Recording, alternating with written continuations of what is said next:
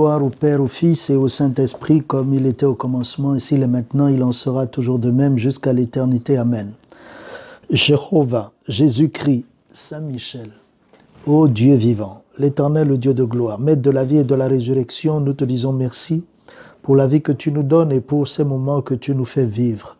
Comme tu nous as dit que tout ce que l'on fait en acte ou en parole, tout soit fait dans ton nom, nous te remettons, Seigneur, dans tes mains cette séance d'édification et d'enseignement pour que tu daignes la bénir pour la gloire du Père, au nom et à l'amour de notre Seigneur Jésus-Christ. Amen, Amen, Amen, au nom de notre Seigneur Jésus-Christ. Alléluia, Alléluia, Alléluia. Que la paix et la grâce du Seigneur Jésus-Christ demeurent en tout un chacun. Le siège international a programmé pour nous les lectures suivantes. La première tirée de l'Ancien Testament est Exode chapitre 34, le verset 22 jusqu'au verset 26. Et la deuxième qui découle du Nouveau Testament est tirée de Jean en son chapitre 4, le verset 34 jusqu'au verset 38. Dans la première lecture, il s'agit d'une ordonnance divine qui interpelle le genre masculin à être présent dans les trois principales fêtes juives, alors que la deuxième lecture fait ressortir un discours du Seigneur Jésus-Christ sur la moisson. Les points communs de ces deux textes se rejoignent dans la moisson. Dans la première lecture, le verset 22 fait ressortir la moisson comme étant un temps de convocation de Dieu, alors que dans la deuxième lecture, le verset 35 au verset 38, le Seigneur Jésus-Christ fait ressortir la moisson comme un temps qui s'annonce 4 mois avant le temps concret. Et dans cette moisson, il envoie ses disciples travailler dans ce qu'ils n'ont pas fait au début. Il les envoie moissonner dans le champ où ils n'ont pas travaillé. Ainsi, à la lecture de ces deux textes, la moisson se définit comme une convocation de Dieu et une convocation dans le but de recevoir un salaire qui est propice, un bon salaire. Ainsi, par rapport à ces deux textes, nous allons voir 4 attitudes qui favorisent une bonne rémunération de la part de Dieu lors de ces convocations.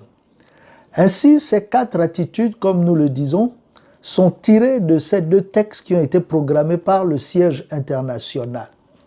Au sein du christianisme céleste, la moisson est reconnue comme l'un des sacrements de notre Église.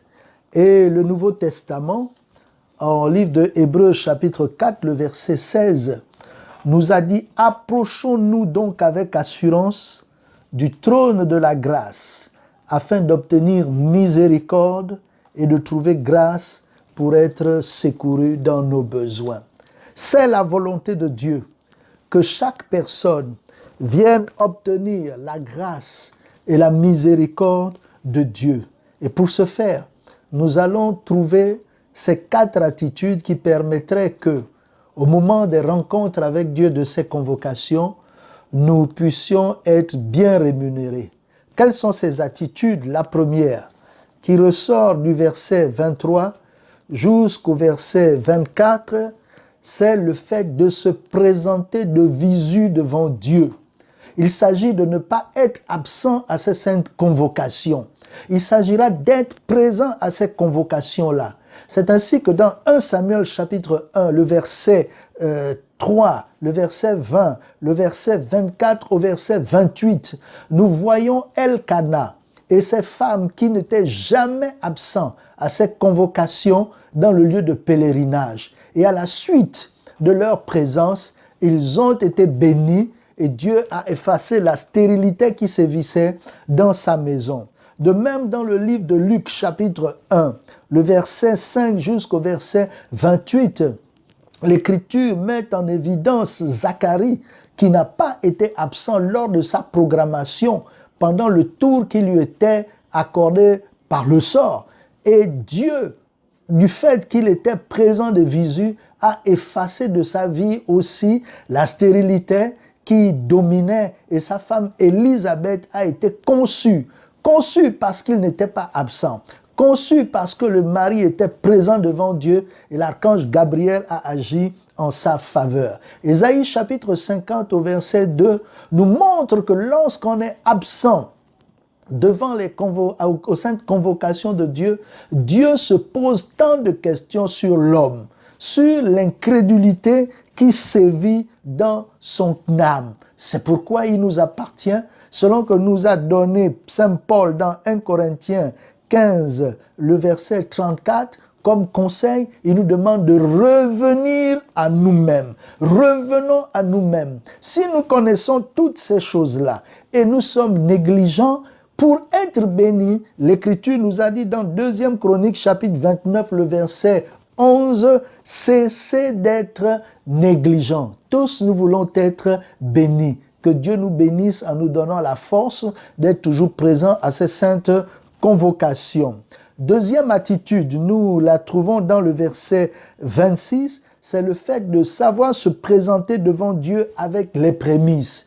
Genèse chapitre 4, le verset 4, nous montre comment est-ce que Abel a bénéficié de l'agrément de Dieu ainsi que son sacrifice parce qu'il est venu avec les prémices. Et la Bible met également en évidence le fait d'honorer Dieu avec ses prémices selon Proverbes chapitre 3, le verset 9 à 10, qui attire la prospérité et la bénédiction dans ses avoirs. Et le livre d'Ézéchiel, chapitre 44, en son verset 30, nous montre que le fait de venir devant Dieu avec ses prémices attire aussi la bénédiction dans la maison. Que le Seigneur, Dieu Tout-Puissant, veuille nous assister et nous bénir. Certains refusent de le faire, non pas parce que peut-être ils ne connaissent pas cette disposition spirituelle, mais peut-être à cause de la dureté de cœur. C'est pourquoi Jacques, en son chapitre 4, le verset 7, nous demande de nous soumettre à Dieu. Et ceux qui ne connaissent pas cette disposition, l'Écriture nous interpelle à étudier les Saintes Écritures, à nous instruire, tel que cela est dit dans le livre de Proverbes, chapitre 8, en son verset 10. La deuxième lecture, au verset 35, nous fait ressortir la troisième disposition qui consiste à se présenter devant Dieu avec un esprit de maturité. Et c'est ce qui nous est démontré pendant les 3 jours que le Seigneur Jésus-Christ fit avec les prêtres, des personnes plus âgées que lui. Il avait 12 ans à ce moment-là et les prêtres nageaient dans la cinquantaine. 3 jours d'absence. Pendant ce temps de pèlerinage, Luc chapitre 2, le verset 46 à 47 nous montre que le Seigneur Jésus-Christ a fait preuve de maturité devant ces prêtres-là,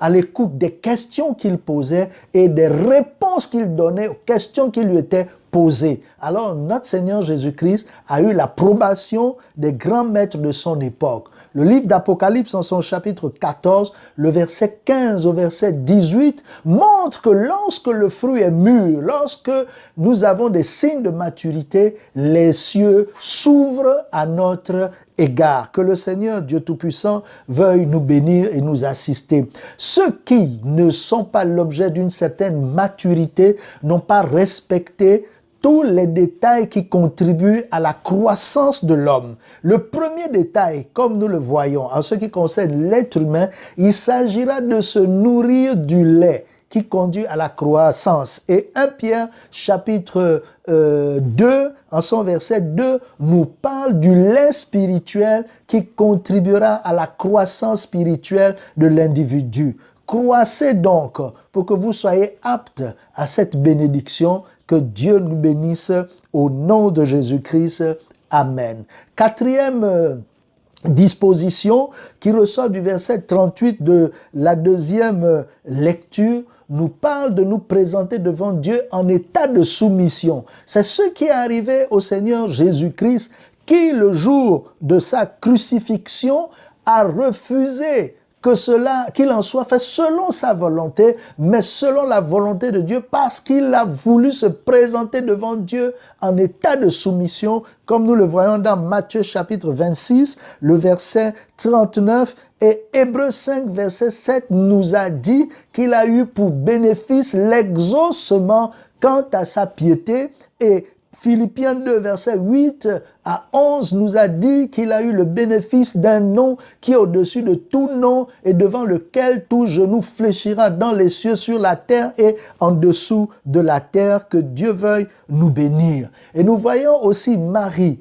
qui s'est présentée en état de soumission devant Dieu lorsque l'archange Gabriel l'a appelée à devenir la mère du Seigneur Jésus-Christ.